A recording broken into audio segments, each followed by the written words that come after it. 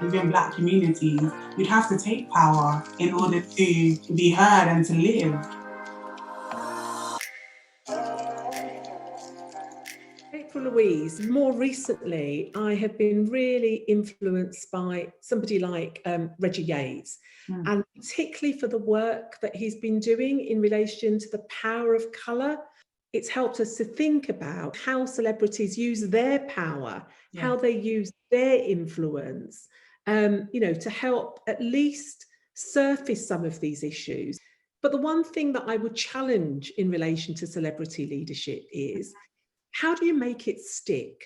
And how do celebrities ensure that they're not just raising expectation and then creating dissonance because nothing happens? It's about being strategic, it's about doing their homework, and also it's about passing the mic, right? So they may be able to raise awareness, but if they don't have the knowledge of a particular issue in depth, then it's about finding people that can either educate them or to share the platform with, so that, like we said, real plans can be made and we can have an action instead of just raising it, jumping on the bandwagon and moving forward. So I'm part of a collective called African Caribbean Research Collective, and there's many of us within that collective who have done a lot of work about inequalities, politics, as well as scientists, right? So someone like Reggie Yates, which is already done by pointing to this movement and this research, he can strengthen it by then calling on other people that have really done the work and having more conversations and seeing what else can be done. So I really like that idea, and I want to just, unravel that a little bit more about passing the mic, because I think it's such a great metaphor. And so for me, passing the mic would mean about really thinking about how we change the social, the political, the cultural, the economic demographics of leadership, and we think of the spaces in which leadership resides. So we don't go back to what I call the old norm and only think of leadership in terms of status and role, but think about leadership as a moving entity.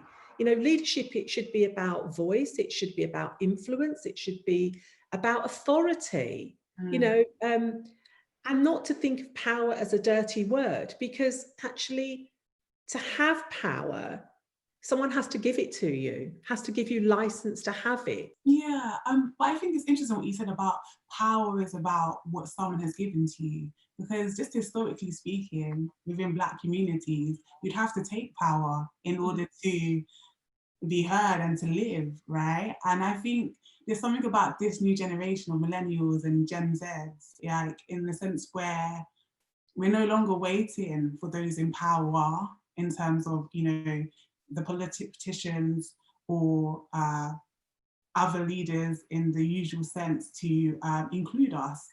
And I just think as well that while Black celebrities and Black personalities have the platform, even within communities, you have community heroes and community leaders, right? You have people that, the grassroots, who have maybe emboldened these Black celebrities and supported these Black celebrities to get to where they are. I absolutely concur with you. I think what you said is really powerful, and it's powerful because if we simply focus on power, we will keep getting locked into, our history. I think we have to learn from our past, our history, and our heritage. I also think, though, we need to ensure that we innovate and we're entrepreneurial in thinking about the future, and how we work together. Yes, and I really like the idea of power and authority working together, because actually you can have all the power in the world, but without legitimacy, without authority, you never cross any of those institutional boundaries. I always say, what footprint are we leaving for future generations? And if we don't ask the unaskable, and if we don't use our voice and our authority, to influence for the right reasons, then I think we will have missed a really, really, really important opportunity. And underlying all of that is trust. We have to have trust in leadership, in diverse leadership, Mhm. because without that, then power and authority, don't sit comfortably together. I definitely agree. And I think that's one of the beauties of having a more inclusive and diverse leadership, right? There's other ways of knowing, there's other ways of being, there's other ways of living. And I think, particularly within the Black community, a lot of us have been doing that anyway within these systems, right? And I also just think, like you said, it is such an exciting time. I think we need to have conversations like this much more and maybe include Black celebrities and other celebrities so that they're aware of not just their power and almost responsibility, but also opening them up to collaboration, right, with people that have invested a lot of time to do the work and that may have solutions.